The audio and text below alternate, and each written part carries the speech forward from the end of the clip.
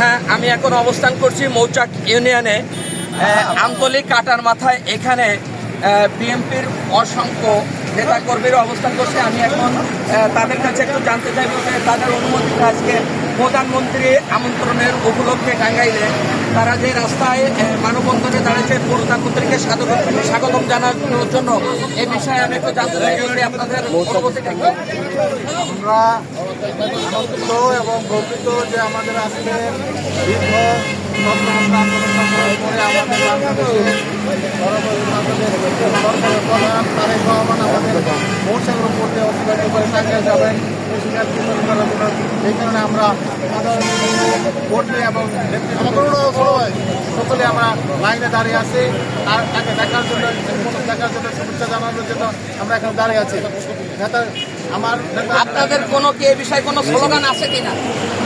আছে, স্লোগানটা একটু বলেন। আমাদের আগামী দিনের রাষ্ট্র নায়কের প্রোগ্রাম হলো দেশ করবো আমরা সাধারণ মানুষকে সবার কাছে জোর করে পৌঁছানোর জন্য আমাদের সব কার্যক্রমগুলো চলবে। আচ্ছা, ধন্যবাদ আপনাকে। আমি এখন যাচ্ছি চেয়ারম্যান সাহেবের কাছে। আমি তার কাছে জানতে চাইবো যে তাদের এই যে মানববন্ধন যে প্রধানমন্ত্রী টাঙ্গাইল যাওয়ার উপলক্ষে তার অনুমতি দেয়। আমাদের অনুভূতি খুব আনন্দদায়ক এবং আমাদের খুব ভালো লাগতেছে। আমরা তার সাথে দেখা করবো। আমাদের দেশের কর্ণধার প্রধানমন্ত্রী, আমরা সুস্বাগত জানাই সকলের থেকে। গাজীপুর হয়ে যাবো আমরা, এটাই আমি। হ্যাঁ, ধন্যবাদ। এই বিষয়ে কিছু বলেন।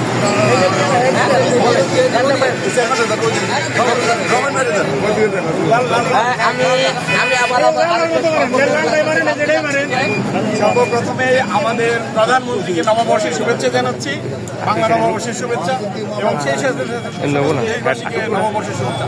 আমরা খুবই আনন্দিত যে দীর্ঘ সংগ্রামের পর আমাদের বিএনপির যিনি প্রধান ছিল তিনি আজকে দেশের প্রধানমন্ত্রী, তিনি আমাদের এই কালিয়াকৈর মৌচাকের উপর দিয়ে টাঙ্গাইল যাবেন। তাকে সুস্বাগতম। আমরা আশা করি যে একটা সুন্দর বাংলাদেশ বিনির্মাণ করতে পারবো আমাদের সবাই জানি